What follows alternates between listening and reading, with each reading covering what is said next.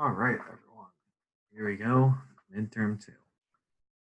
Uh, just going to be pretty much like going over the highlights of each lesson. There's only really like 4 lessons, and I combined 8 and 9 since they're just so similar.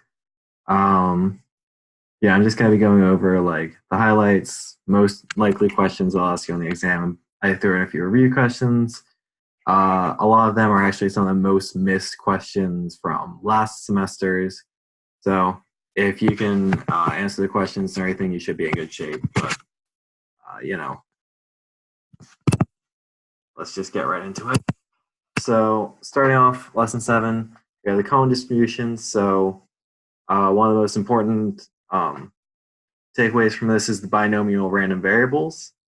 So specific type of discrete random variable that counts how often a particular event occurs. But you always have to be careful of the caveats here. You know, the only times that you can use it or is when there is a fixed number of trials. The probability of success is the same on each trial, and the trials are independent of one another. So an example of this is just like think of flipping a coin, but you have to do it the same number of times. You know, you have to flip the coin the same number each time. So say you're flipping a coin 10 times. Boom, binomial random variable. If you do that, 10 times, do it twice, then, voila. Uh, so you also have the central limit theorem.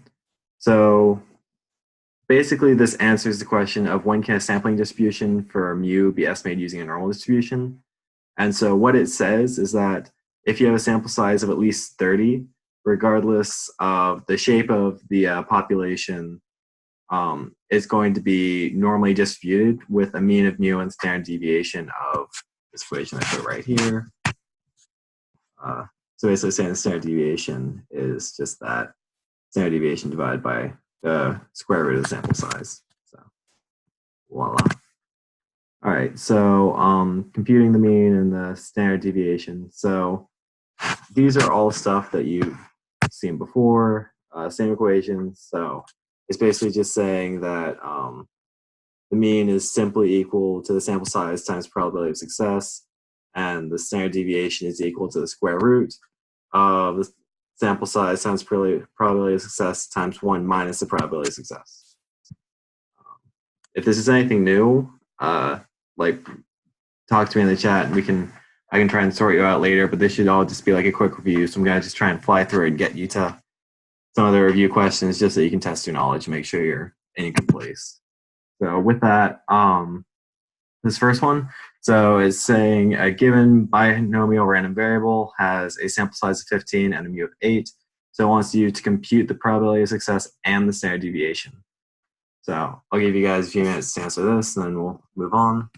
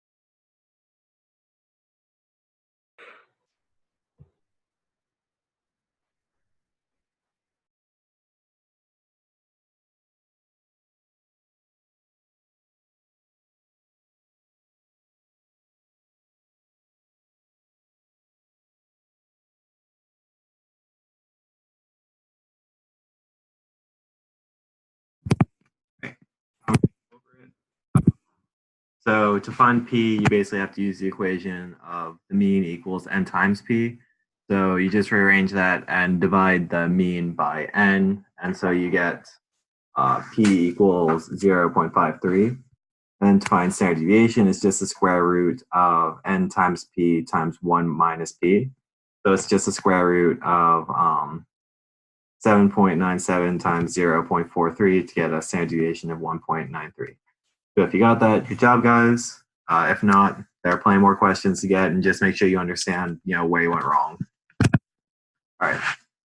So this one is a tricky one. It really tests your understanding of whether or not you know what a binomial random variable is and whether or not you can use it. So basically what it's saying is that there's a roulette wheel where there are 38 pockets, 18 red, 18 black, and 2 green. So you go to Vegas, you have $100, and you want to spend all of it. You want to play until you lose all your money, betting $10 each time. So can you use a binomial random distribution? So I'll give you guys a minute to mull it over.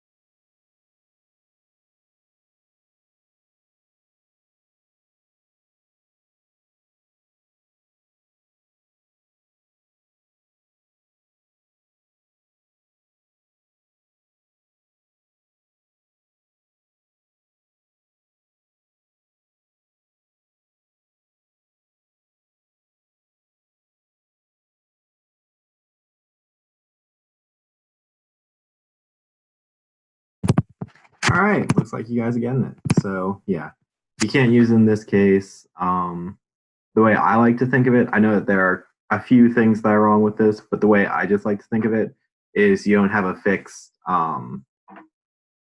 sample size, just because if you win, then that just adds another trial, which you can't have the same number of trials each time, because each time there's going to be a different so there's going to be a different number of times that you win each time you do it.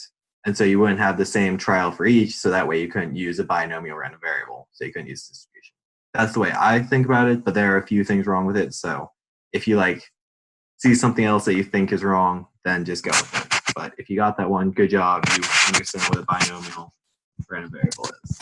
So, all right. So, right, with that, we're just going to hop into lesson 8 and 9 combined. So it's basically just inferences for 1 and 2 samples. Just some key terms going into this. Just remember that independent variables means that they're not related, and that dependent or paired variables means that they're matched to each other in one way or another. So, all right, we're already up to review 3. So, the question is, in fraternal twins, born baby is male and one is female. Do the brothers tend to weigh more than the sisters at birth? So the design is sample of 30 pairs of twins are obtained. Each baby is weighed, and then for each set of babies, the weight of the male is subtracted from the weight of the male. And so is the data independent or paired? So cite that in the chat when you get it.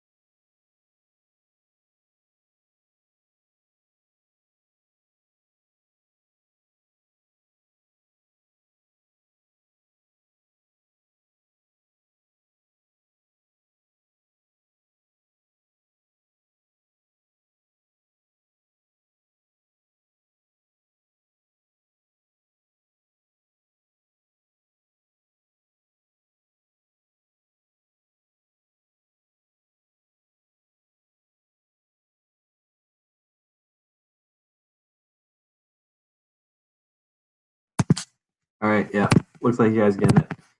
It is paired. It kind of says so right there in the question, which, and regardless, it's just kind of like it's asking uh, about siblings, and it's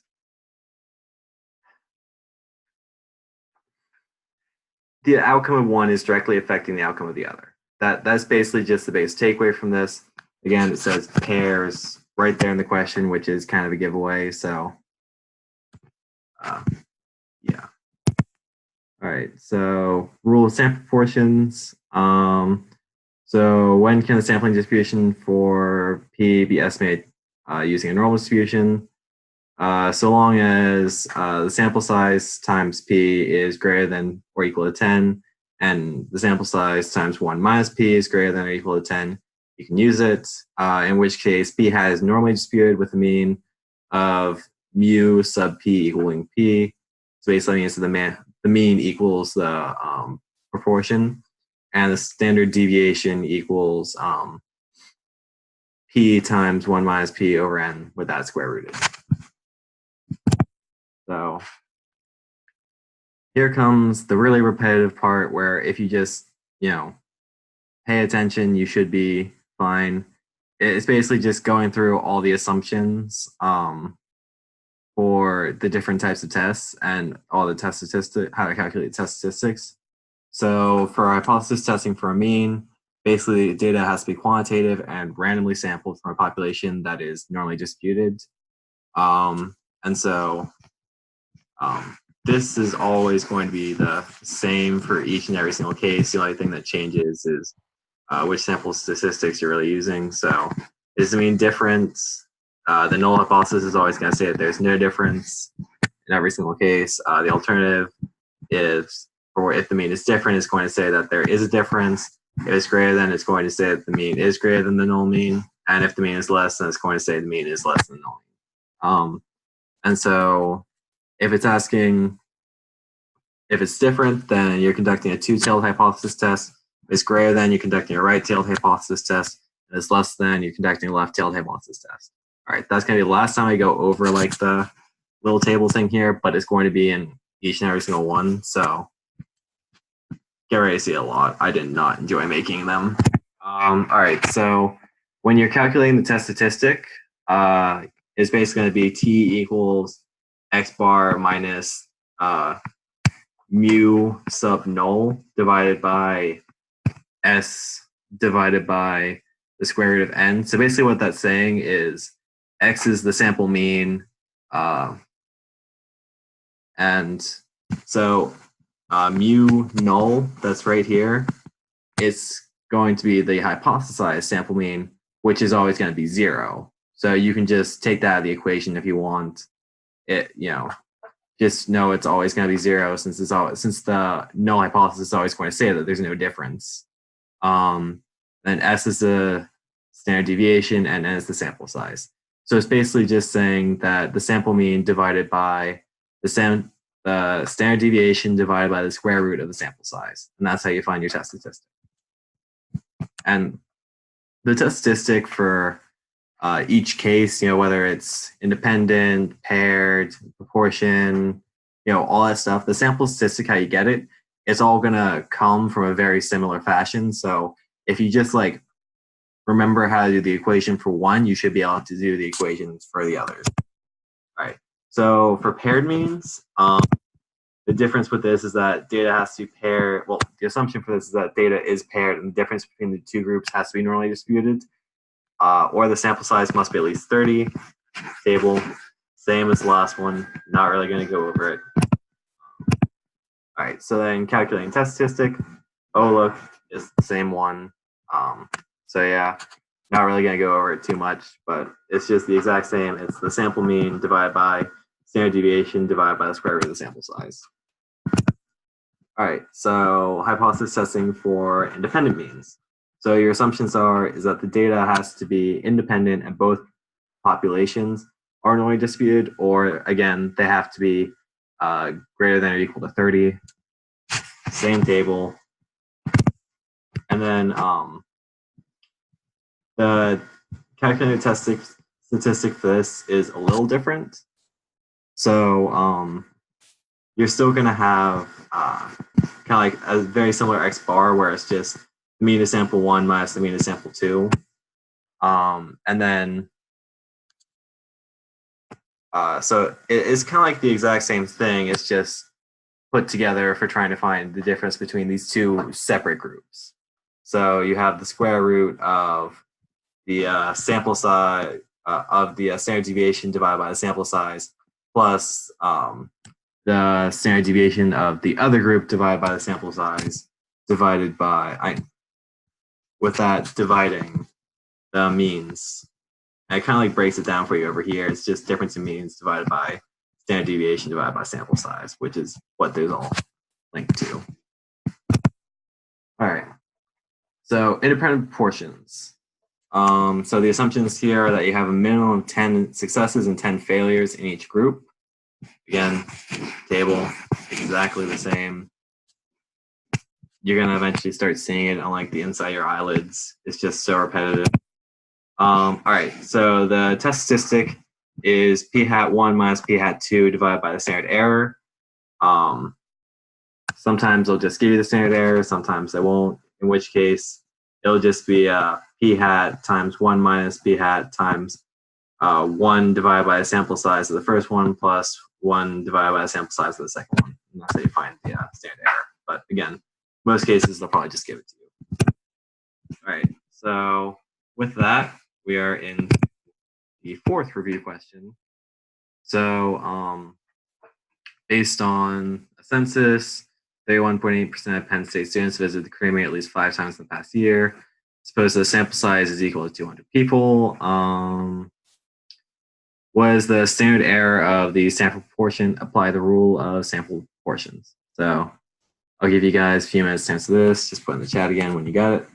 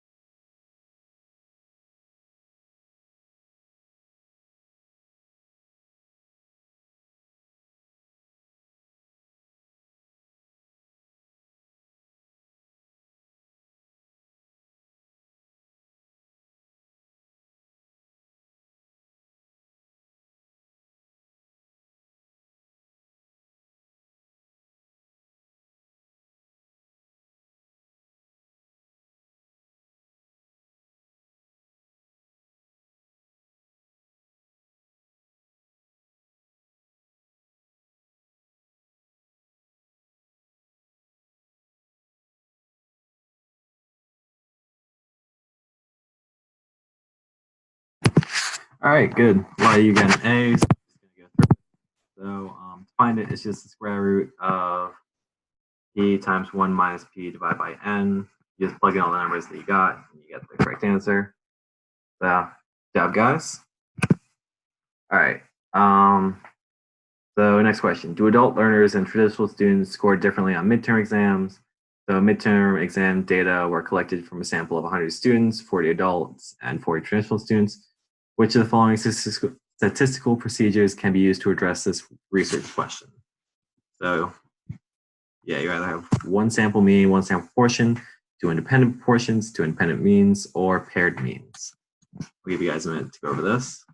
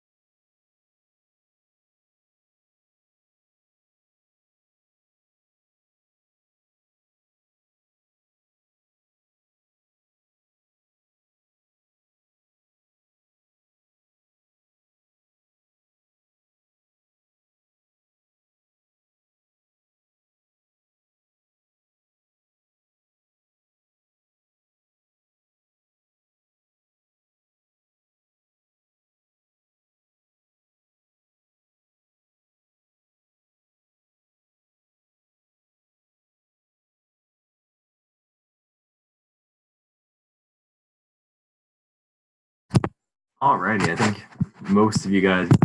So yeah, it's two independent means.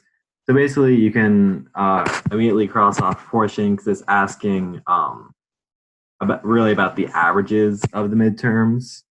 It's not really asking proportion about anything. It's asking just strictly like what's the average of one versus the average of the other.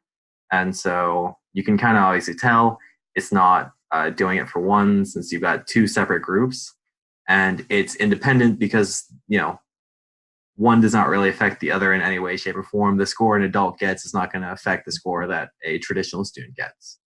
So good job if you got it. All right. So review six. Another research question: relationship between calories burned and calories consumed. So basically, I'll give you guys a sec to read through the question and answer it. But it's basically just asking which of the following graphs could be used to display the data.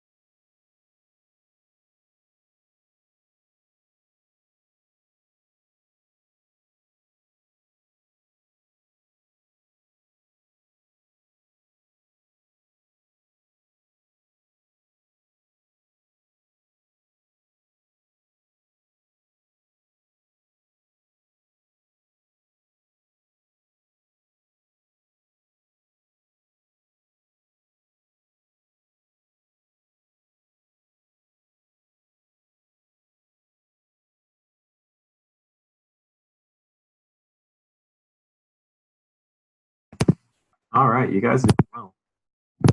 So yeah, it is a scatter plot because this question is asking about the relationship between two variables. To answer this question, you really had to just break down what each graph can be used for. So a pie chart is strictly one categorical. A clustered bar chart is basically going to be several categorical. A single histogram is only going to be good for one quantitative variable, and scatter plot is good for relationship between two variables. So just as long as you remember, what graphs are, which graphs can you use for what, you're in a good place. And all right, so review seven. So I gave you this nice little table right here. It's basically the question is the mean height of rural campus set to 100 students greater than 95 inches? So yeah, you can just use this and find the test statistic.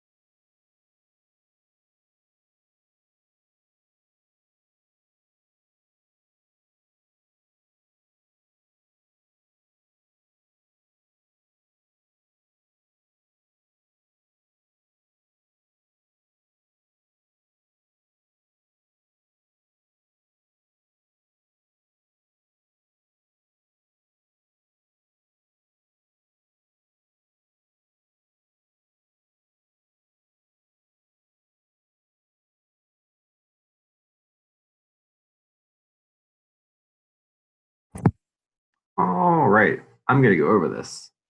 I think I actually tripped some of you up with my other answers, which is surprising. Um, so the equation is x bar divided by the standard deviation by the square root of n. But since it's asking for the difference and everything, it's 66.4138, which is the mean here, minus the null, which is 65, divided by 3.914 divided by the square root of 47. And that's how you get 2.48. If you got 116.33, that means you just didn't subtract by the null.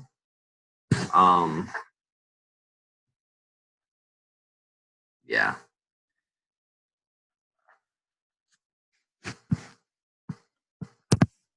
All right. So on to the last little bit. It's just one-way ANOVA. I don't really think there's going to be much they can really test you on this, since you won't really have access to Minitab or StatKey or anything like that. So just know this. So basically, like, why you want to use one-way ANOVA, because if you do it with just a bunch of independent t-tests, then first off, you're just going to need to conduct a lot of independent t-tests. Second, you're going to increase the chance of there being a type 1 error. You're also going to increase the alpha, and then you don't really get any information about the independent variable overall. So if you do ANOVA, you don't really have to worry about all this stuff. So hypothesis testing, your assumptions are that each sample is an independent random sample, that the distribution follows normal distribution, and the population variances are equal across the responses of all groups. Your null is going to be that all the means are equal. Your alternative is going to be that not all the means are equal. And so your test statistic is going to be the F value that's going to be found in Minitab. And then you'll just use that to find the p-value.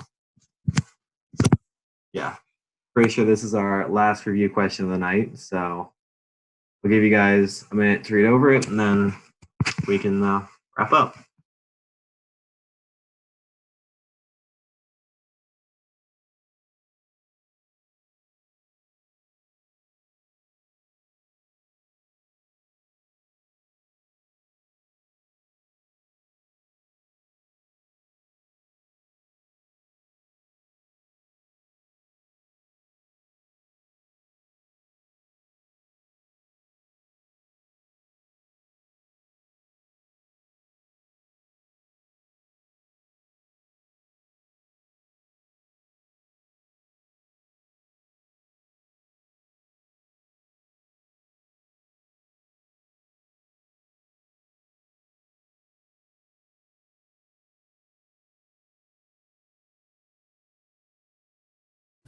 Oh, geez, you guys are fast. Yep. So you're right. The correct answer is C. Null hypothesis rejected. Population means are significantly different. So the way you get that is you can kind of just see right here that the p-value is 0.02. So that should hint you in right away that you're going to reject it, so you can cross out A and B. And then the reason why D isn't right is because you're using sample means to inference about the population. So that's that's what you want, is population in the answer, because sample means are what you're using to find the population. So, all right, with that, I wish you all luck on your second midterm. I hope no matter what you got in the first one, that you do better on the second one. I'm gonna be giving pretty much like the same review on Sunday. This one's also gonna be uploaded to YouTube, so if any of you want to rewatch it or anything like that, it'll be there. I hope you all have a good night. If you have any questions, let me know. Let any of the other tutors know. We're here to help you guys. So, yeah, just good luck.